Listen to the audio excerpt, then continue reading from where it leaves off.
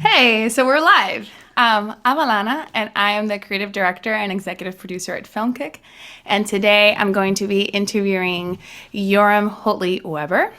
And he is a leadership coach, psychologist, university lecturer. And although he does all of these things, his work really focuses on communication, leadership, and mental health. It's the interplay of all of these that really excites him. So, hi, how are you doing today? Hi, good to be here. I'm happy we're here and live and that you're doing the series actually. Thank you for that.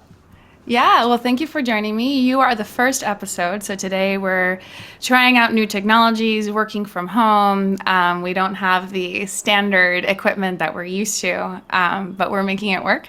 And I think that what we're really talking about here is the content, right? So a lot of us are on the same boat. We've had these tools for so long that we have become very dependent on, and we've had all of our different routines that we've become dependent on, and all of that has been stripped away. And now we are just left with who we are, raw, with many tools at our disposal. And I think that that's what we're going to talk about today, right? It's like, how are we going to leverage the tools that we do have with what we know as leaders to continue to stay effective?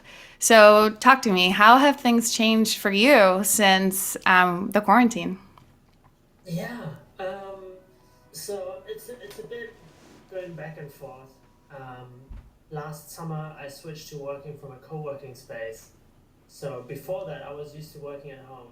And I was very happy to not be doing that anymore. And now I'm back at home since like 2 weeks.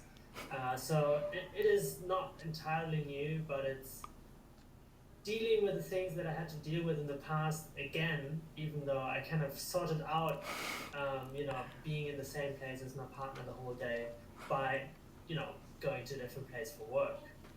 And well, actually, it's maybe a bit funny, but what works for us is that when I have calls, not like this one, but some other calls, more casual ones maybe, I actually have them often in the car. So the car's right in front of the house. We still have internet reception and everything. It's good. It's usually warmer than inside. So that has really helped me. It's kind of like an additional room that we have. Yeah, that's awesome. I mean, some places are so expensive that having your car as an extra room is just fantastic. It's a great resource. That's really cool. So then your partner also works, and then you guys need to juggle having calls at different times in different places. Yeah, exactly. Nice. Okay, so tell me a little bit more about your work and what it is that you do with the people that you work with. Okay, let's see. Um, so I already mentioned my background is psychology. I coach. I'm focusing on leadership coaching, and I'm also involved in the startup scene. So um, I don't know. What exactly do I want to talk about actually here? There's so much I could tell you. I have to be picky. Uh, yeah, I think what's most interesting is that whenever we go through change, there's uncertainty. There's we don't know what to expect, and usually my coaching that comes up every single time. So, like, the magnitude might be different, but the change itself is not different to me in my work environment. Like dealing with change, having people who come to me and say, "Well, there's this change that, well, in this case, that was forced onto me. How can I best deal with it?" So it's very interesting because I'm in a way used to it, but on a different scale. Sure. Yeah, but in the end, I think there's also not so much difference, to be honest. Like, we are always experiencing change. There's always uncertainty. Like, actually, the only thing that's funny, those two go together. The only thing we're certain about is that there's going to be change, Right. and it's kind of like, how much do you actually want to try to predict and prepare for and control the future, or how Right. much do you just want to be like in the moment and live like moment to moment? It's not one or the other. It's a balance that in the end is the best way in my experience. That's really cool. Well, it sounds like you've adopted really well. It sounds like you have just continued working and just pivoted a little bit. But it seems like we talked about this last week, and you were telling me that you are already, your workflow is already kind of very modern. You're already used to doing a lot of calls online, deliver some of your lectures online as well. So that has kind of prepared you for something like this. I would say the same with me. I'm used to having my meetings on Hangouts and just having, already a Hangout link scheduled on my calendar, so I don't even need to worry about that. But for some people, it's definitely been a lot harder of a change because they're not used to having video calls and they're not used to having even a laptop or even working from home. Have you worked with anybody recently, any of your clients or anybody that you feel has encountered a little bit more of a resistance to the change, or not resistance, but just more like not really understanding how to even where to start? And can you tell me about like maybe how you coach them through that? Yeah, yeah. There's actually one client that pops up in my mind immediately. Um, she's working in the fitness industry, like with yoga and Pilates and these kind of things, offline. Right. So now, like all the schools are closed anyway, and she's not like used to doing anything work related online, live, video. That's it's not part of the work at all. So um, sometimes it just takes a little bit of encouragement, and also as a coach, usually I'm there for like the mindset and everything, but sometimes even the technical parts can be just necessary for people in such new situations. So we actually took some time. I explained how Zoom works, how it works, like what can people see, what can they not see, what is okay to do, what is not okay to do. Um, and I'm actually really, really happy because she took at least two of her courses partially online. So it was like before it was like nothing online, and I was like, just treat it as an experiment. Like Right. the participants, they're also new to this. Like you're all in this situation together. Like you don't have nothing to really worry about too much. And then when she tried it out, it worked. And then she decided to continue doing it. Oh, that's awesome. That's fantastic. Well, Yeah. it's funny. If I would have been doing a show like this under regular circumstances, I would be in the studio with my tools, with my TriCaster, with my crew, and I would really think about interviewing local people, right? Like if I wanted to interview you, I would have just sent you a message and I would have said, Jorim, next time you're in San Francisco, give me a call and you can be a part of the show. But now that we have to do all of this remotely, even if you were down the street, we would still need to do it like this.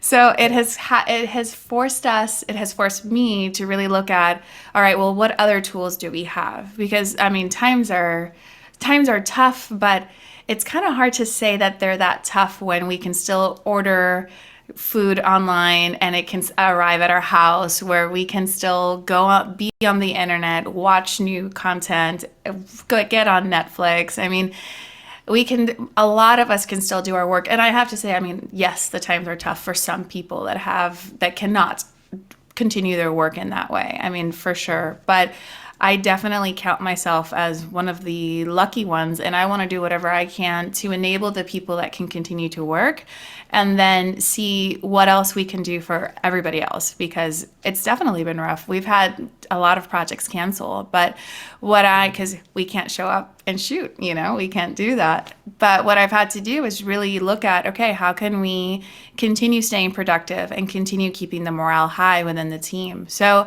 tell me about that. So tell me, a leader in a position where they have a group of people under them that Yeah. are maybe facing an uncertain future. Maybe they have a job today, but they're feeling, I think a lot of people are feeling the pressure right now where they don't really know if they're going to be budget cuts or job cuts in the future. So Mhm. as a leader, that must be hard, especially if you don't know either, right? You might also not know. So if they ask you, am I going to lose my job in a month? You don't know what to say. So what kind of advice would you give a leader in that position? Yeah. Um, so in the beginning, you said that I really flourish in the interplay of communication, leadership, and mental health. And I think the situation we're in, leaders can really play on all those different levels together. Because, yes, I mean, communication is a big part of leadership. Mental health, not always so much, but in stressful times like the one many people are in right now, leaders can really help boost the health, or at least make it less bad, of all their team, by being a good leader, by having good communication, by being clear, by being open. And I really like to always look at the possibilities that we have given the circumstances that we're in. So one of the key things I see right now is that usually, you have an office, you have your team there, maybe the leader has like a different office or something, and can call somebody in and can have a private conversation there. Right now, it's much easier actually to have a private conversation. Like, everybody has private conversations in a way, because like you can walk over, or just call, one of your team. They don't have to switch rooms. They don't have to, explain to other people, and you can just have a deep and honest conversation. And when it comes to that conversation, two things are really key: openness, like sharing the information that you have, being authentic, maybe even being authentic about, yeah, like I also don't know, like we're in a bit of a weird situation here, and I don't know how this is going to be. I don't know whether they're going to be layoffs. I'm just completely honest. I don't know. I might be laid off. Like, have that level of, we are in this together. And the second point, I kind of touched on that already, is being clear. The clearer you are, the nicer it is for the other person. And now I bring this back to mental health. So in mental health, well, when you think of mental health, connection really helps us. It actually boosts our immune system. When we have a like deep emotional conversation, oxytocin is released, which is bonding and which is repairing our body physically. Wow. And if you don't have to know all of that, but it kind of helps when you maybe don't see the direct rewards of having a deep conversation with your colleague or with somebody from your team. It kind of helps if you know that that's kind of necessary, especially now, social isolation and everything. We still need the social contact. It has to be in a different way, but we can still have it. Yeah, that's true. I mean, if I think of all the different times in history that we've had to be socially isolated, which obviously this isn't the first time that we're under quarantine, but we didn't have the tools that we have today. Like now I feel like in a way I am FaceTiming with more friends, with more people than I ever have before. And normally, as I said, I am in video meetings multiple times a day. So I am used to that workflow. But when it came to friends, it was almost like I wasn't using Hangouts or Zoom to call my friends. That was a work tool. If I wanted to talk to my friends, I would text them, or I would, maybe call them. But now it's not just a call. It's, hey, let's have a glass of wine together. And then we pull up FaceTime, and then we're both having a glass of wine together. And I hadn't really thought about using these work tools with my friends. It hadn't really been something that I had thought about doing. And a friend of mine asked me to do that even before the full quarantine started. And I thought, well, okay, I guess we can do that. And since then, I've been doing that more than I had in the past. So that's definitely been a change. And honestly, a change that I think it's going to stick, because it's been very fun. And it's been really exciting I mean, there's just something different about seeing somebody in a video versus just a phone, right? Because I can see them nodding, I can see them thinking, I can see them like actually having a reaction. And I feel like that's one of the reasons why the collaboration hasn't really been affected that much remotely. Obviously, in my industry, it has, right? Because I need to be able to have a crew around me, and there's only so much that we can do remotely. I can't tell somebody to change the light if they're not here, right? So there are certain things that obviously have been affected, but I think that in terms of collaborating, and we've all been trying out different tools that we can shoot remotely and capture content remotely. And we've kind of been dividing and conquering so that we can continue to produce content for our clients, so that we can continue to produce the shows that, people are expecting to watch.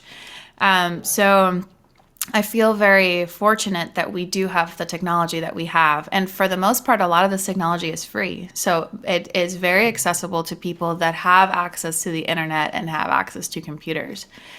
So, all right. So tell me, what have you been eating during the quarantine? Have you guys been cooking at home more, or are you ordering in? What's your food situation right now? Um, Nothing has changed really. Like we're very used to cooking at home, and I usually take cooked lunch to work. So the only difference is that now every lunch I have is warm. Whereas like at the co-working space, I would have warm lunch but cold like from the day before and eat it cold Right, right. because there's no kitchen and I don't want to use the microwave. So um, yeah, nothing really has changed when it comes to food, to be honest. We probably have a bit more of stock, but that's it. Man, for me, I would say way more dishes. So many dishes. I'm like, God, dishes again. It's crazy. Um, all right. So I feel like I had so many questions at first for you, and then now I'm kind of blanking. So I did make a list because I knew that I am that kind of person that just kind of forgets things on the fly, especially since I have to supervise YouTube and make sure it's still running, and then I have to supervise Stage 10 and make sure that's still connected and the little arrow is green. And that the audio is going and everything. And I might still find out when the show is over that one of our audios was off. That could still happen. So this is, a lot going on. But tell me, do you feel like there has been something positive that has come out of the pandemic for you personally, but more personally as in your professional life? I think so, yeah. Like, I really take this time also to connect and reconnect professionally. Like, I do the same as you, I schedule Zoom calls or whatever it is with friends that maybe I wouldn't have so quickly. We actually had a Zoom, no, it was not Zoom, WhatsApp dinner with 6 people. So we were all having our food at the same time. That's something that changed when it comes to food, maybe.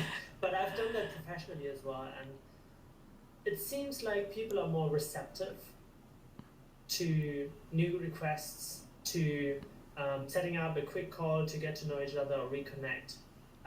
Just because everybody's online most of the time anyway, Right. and kind of people also structure their days a bit more autonomously, which means having a 15-minute call just at 2 p.m. is totally fine when you're working from home compared to when you're working from the office. So yeah, for me it has really been positive in terms of that, reaching out to people. Uh, Also, so I teach at two German universities, and they're both blended learning. And usually in April, or what in April they would have flown me in twice, in the second week and in the third week, which is fine. I usually combine it with other things, social things I do there, meeting friends, doing maybe some meetups for work as well. And now that has been cancelled, which means no flying, which means more time, less organization, and yeah, just more time at home, and kind of maybe focusing more on the material that I'm going to teach and improving it rather than spending. It's not far, it's 3 hours flight, but it's still the whole day of traveling because you have to be at the airport early and get there and get from the Right. airport to the apartment and everything. So Yeah. it's like 4 days more that I have Right. All right. this month, coming month.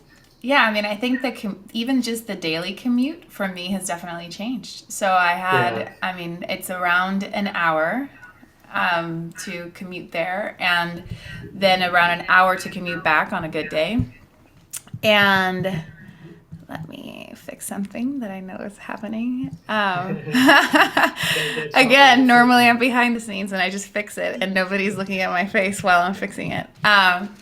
So yeah, so I'll spend like an hour on my way to work and then an hour on the way back. And normally I'll listen to a podcast or I'll put on a master class and then I'll just listen to it. And, I'll try to stay productive, or I'll just listen to music, or I'll call my father, or, I'll try to get something in. But now I don't have that. So because I don't have the commute time, and honestly, because I'm going from meeting to meeting without ever standing from my chair, I'm just going from meeting to meeting to being productive. I don't even have to walk to the conference room to find the meeting, and then on my way back from the conference room, see somebody or get a coffee, see somebody, get on a 5 or 10 minute chat. I can maximize my time in terms of getting more work done. Now, that being said, sometimes the days are crazy, because then I feel like from 8 in the morning to sometimes 3 in the afternoon, I don't leave my desk, because I can just stay connected and wired to the computer the whole time. And then I don't have that like walking around. Like I'll get up and I'll be like, oh my God, whoa, like my legs are still there, they still work. So, but that's kind of a negative part. But the positive part has definitely been that not having that commute, I can go for a run earlier, and I see a lot of I still need to get out of my house every once in a while, and I'll go out for a run. And I see a lot of people going out for runs and walks as families, and we're all staying isolated, and a lot of people walking in the middle of the street because there are no cars, and or very few cars. And it's kind of interesting, and we all, where before we probably wouldn't have acknowledged each other, now I feel like there's more of like, oh my God, a human. And it's like, hi, and they're running, and you're running, and it's like, oh my God, we're running. How are you doing? You're alive. So it's, I would say the interaction has felt a lot more authentic and genuine with people that I don't even know. So when somebody, is working at the grocery store and I need to go and buy groceries, I definitely feel more of a gratitude for them being there, and for the people that are still providing services during this time. So it's things have definitely changed for sure. Okay. Yeah. What were you saying? Yeah, I was going to say what I really appreciate here. I mean, in Portugal, we're probably a bit ahead of you when it comes to the time that we're in the quarantine and state of emergency. So a lot of the ads on the street are actually thank you letters to the people taking distance or to the people working. It's just amazing. Like you drive by and you see, usually it's like buy this shit, and then now it's like thank you, garbage man, for still working for us. Thank you all for staying isolated so that we as a nation can continue being healthy. And it just fills my heart, and it's so great to see that. So much better than the ads. It really is. So you're in Portugal, right? Yeah, So when this broke out, you were in Portugal, or you were, correct. yeah. Okay, and Yeah, that's your base of operations is there in Portugal. yeah, yeah.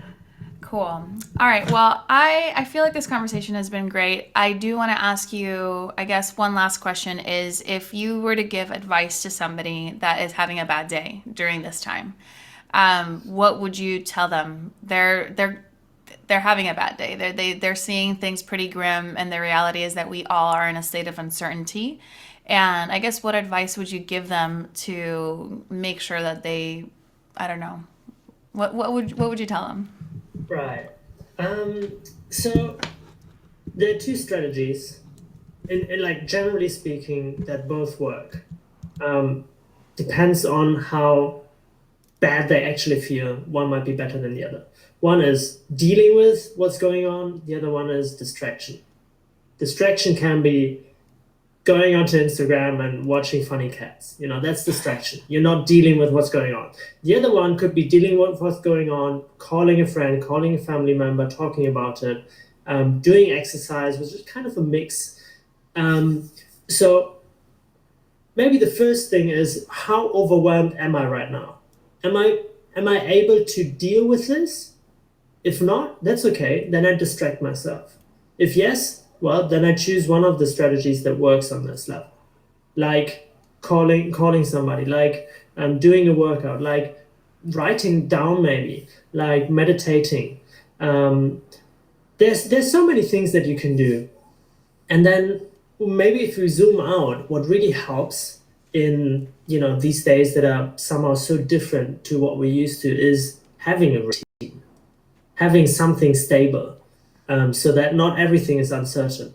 And you can just, now probably more than ever, easier than ever, you can create your own morning routine or your own evening routine, that can be composed of doing exercises, writing, reading, listening to music, whatever it is. Having something fixed can really help in the long run because, well, you know what's going to come, and you also don't have to think about it anymore.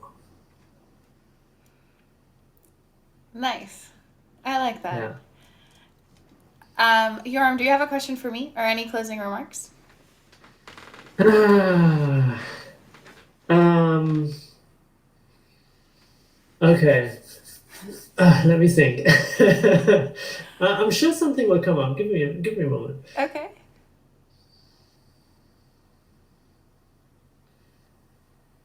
Um,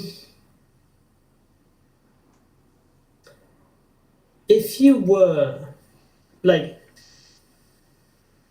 imagine. Okay, this is a pretty grim scenario, right? But imagine like this situation, maybe for a different reason, would continue for longer, maybe a year or something. Professionally, what other adaptations would you make? Oh, God, yes. We're sharing a microphone, so I have to switch it around. Um, okay.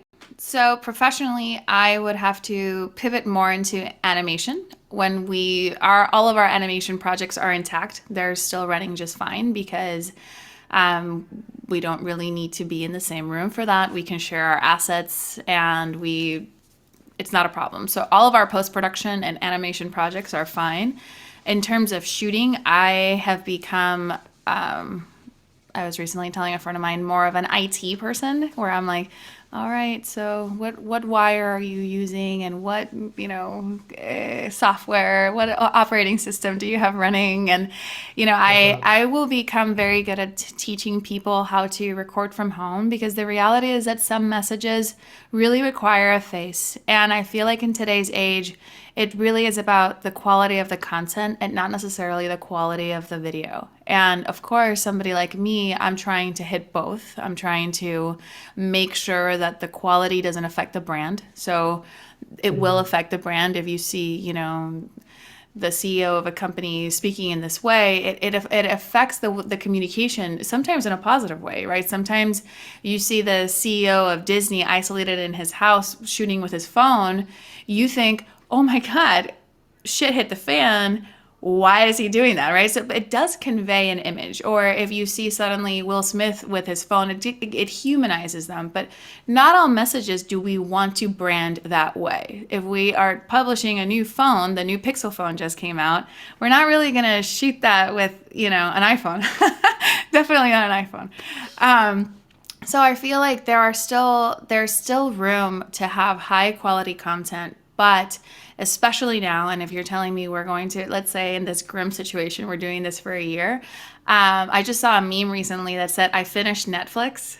you know, like new content is not going to be able to get done, right? So and everything that's in the can get edited, everything that has already been shot.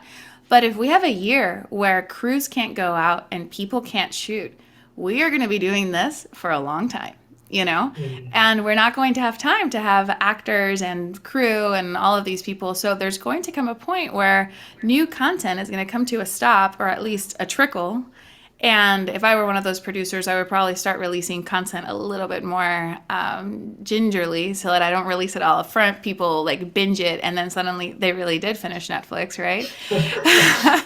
So I think that, people logging on to Instagram Lives, more Instagram Lives. I'm sure if you're on Instagram, you see how at some point there's always somebody live, and that wasn't the case a month ago. And YouTube is going to be the same. So I think that my work is going to transition more into just making sure sure that we are crafting the right message, because there's a lot of technical components, right? Like right now I have like my mind on 5 different things aside from talking and, my hair. And like, aside from me just being a host, I have all these technical things that I'm thinking about. But the reality is that people will watch if the content is good. And we need to make sure as content creators and as just, people that are communicating, that we're not just like, oh, I did it, I made live work. It's like, okay, now what? What are you saying? What value are you bringing to people? So I think that more than the quality of the video, what I really want to get really, really good at, and I feel like after a year of this, I would get very good at the quality of